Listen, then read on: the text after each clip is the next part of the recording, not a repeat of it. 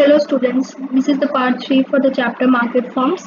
Part 1 में मैंने आपके साथ परफेक्ट कंपटीशन, पार्ट 2 में मोनोपोली एंड मोनोपोलिस्टिक का कंसेप्ट ऑलरेडी डिस्कस कर लिया। अगर आपने वो वीडियोस नहीं देखी तो डिस्क्रिप्शन बॉक्स में उसका लिंक स्पेसिफाई कर दिया, तो वहाँ से वो वीडियोस चेकआउट कर सकते हो। इस वीडियो में मैं आपके साथ ओलिगोपोली की मार्केट सिचुएशन डिस्कस करूँगी।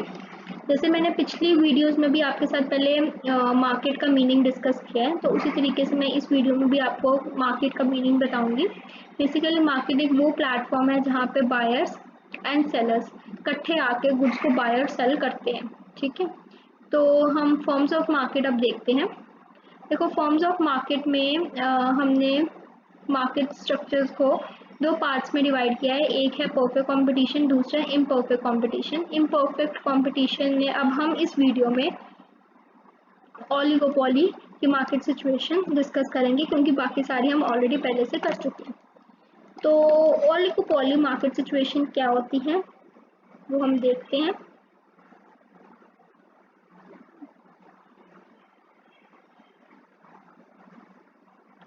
ठीक है, तो ओलिगोपोली एक ऐसी मार्केट सिचुएशन होती है जिसमें बहुत कम सेलर्स होते हैं, मतलब बहुत बेचने वाले लोग बहुत कम होते हैं, और जो गुड्स वो बेचते हैं वो होमोजीनियस होते हैं या क्लोज सब्स्टिट्यूट्स होते हैं एक दूसरे के। ठीक है, होमोजीनियस मतलब एक जैसे, बिल्कुल सिमिलर, और क्लोज सब्स्टिट्यूट्स मतलब हम बोल सकते हैं बिल्कुल सिमिलर नहीं, बट जैसे टी एंड कॉफी है, close substitutes to each other, ऐसे के products.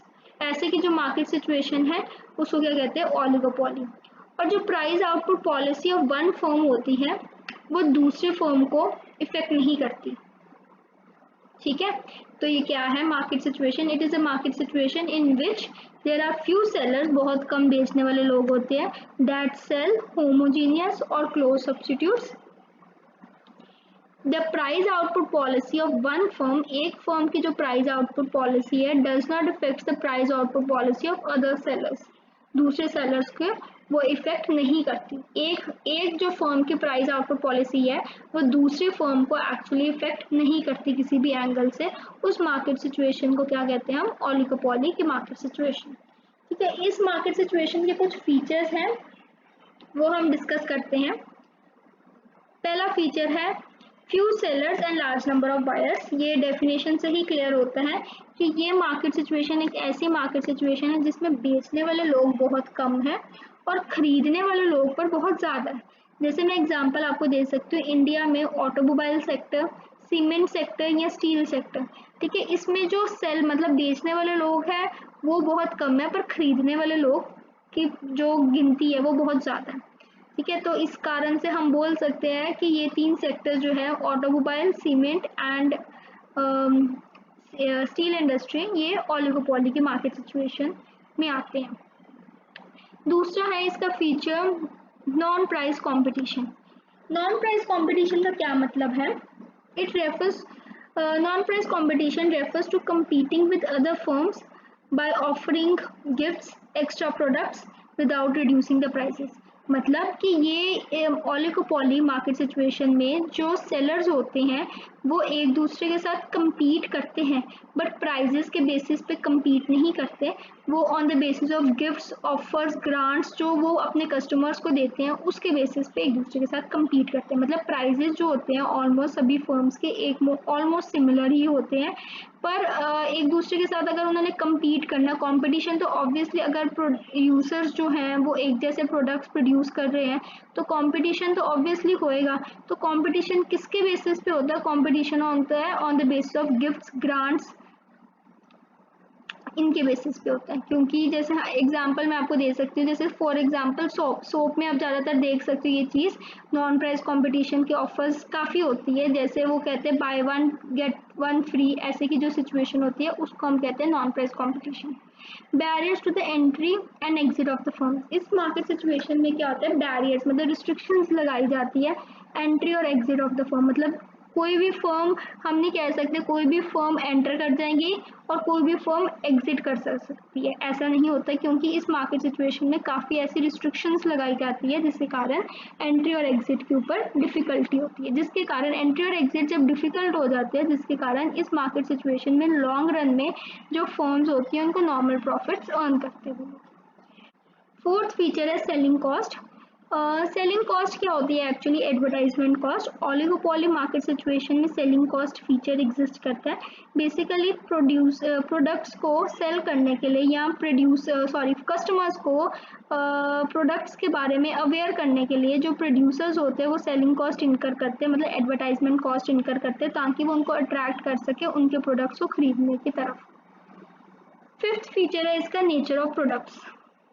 Nature of products oligopoly में होमोजीनियस भी हो सकता है, जैसे मैंने आपको ऊपर डेफिनेशन में बताया कि वो होमोजीनियस प्रोडक्ट्स भी सेल कर सकता है और क्लोज सब्स्टिट्यूट्स भी सेल कर सकते हैं। ठीक है, तो नेचर तो आपको पता चल गया कि जो नेचर ऑफ इसमें आ जाएगा उसको दो बेसिस पे हम डिवाइड करते हैं, एक करते हैं हम होमोजीनियस और दूसरे हम कहेंगे डिफरेंशिएटेड प्रोडक्ट्स।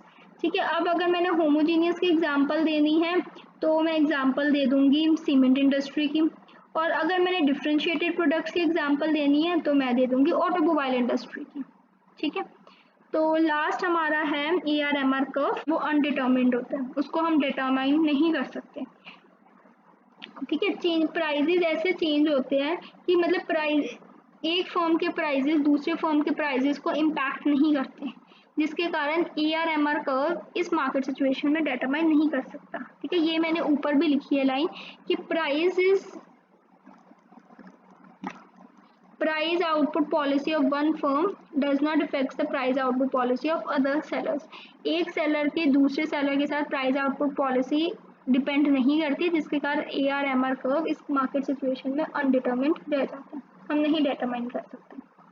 ठीक है, अब हमने टाइप्स ऑफ ओलिगोपोली में आपके साथ डिस्कस करती हूँ। टाइप्स ऑफ ओलिगोपोली दो पार्ट्स में डिवाइडेड है, बेसिकली दो बेसिस पे डिवाइडेड है। एक है on the basis of nature of product और दूसरा है on the basis of competition.